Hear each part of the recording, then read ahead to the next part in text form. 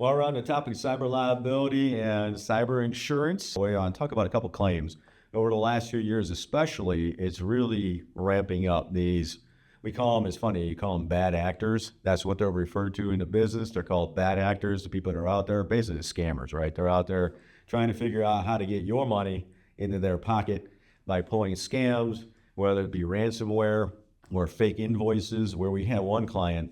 He's in the hotel business. We're going to obscure some of the information, but every year he would get his email that $70,000, your annual franchise fee, pay it, blah, blah, blah. So you look at the two different emails, his email from last year and the email from this year, completely identical, down to the person's name, to where within it, the logos, all the little disclaimers, everything was completely 100% the same as a year prior, with one difference, where in the email address, it was, Mark Smith instead of a letter I, they used a number 1.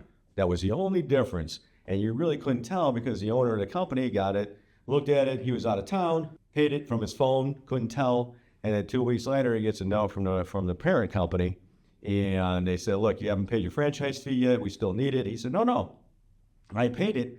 I even got a receipt back from you guys. And that receipt email looked exactly like the one from the year prior. So here he is thinking he paid it. Everything's identical. So they looked on their end, and they're the ones that caught the number 1, letter I, the flip-flop on that.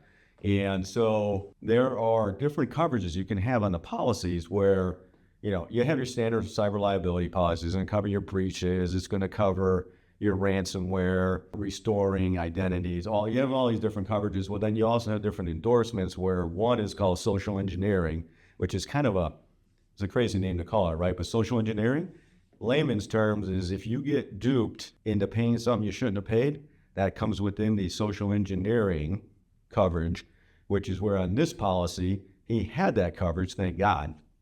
Because then you get insurance company gets involved. I mean, it's to the point where, this is kind of recent, so it's still going on, but the FBI is involved, banks are involved, and they're still trying to figure it all out. But in the end, we should be able to recover everything, and they should be made whole. Now, that is one thing we do at One Digital, because cyber liability policies are not all the same.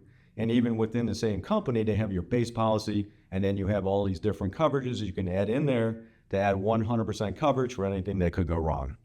And that's what we do at One Digital. We sit down, we look at what you have going on, what are the possible circumstances that could cause loss to your business, and we say, look, here's your base policy, here's the cost. Here's another policy, here are some endorsements that you might want to look at because we think based on what you have going on internally, this could happen. Or you have your most robust policy, here's the cost differential, we're going to give you recommendations, we're going to talk about it. Of course, it's always up to the business owner to decide which one they want, but just know One Digital, we sit down, we have all the options, we have all the carriers, we will make sure your business is protected.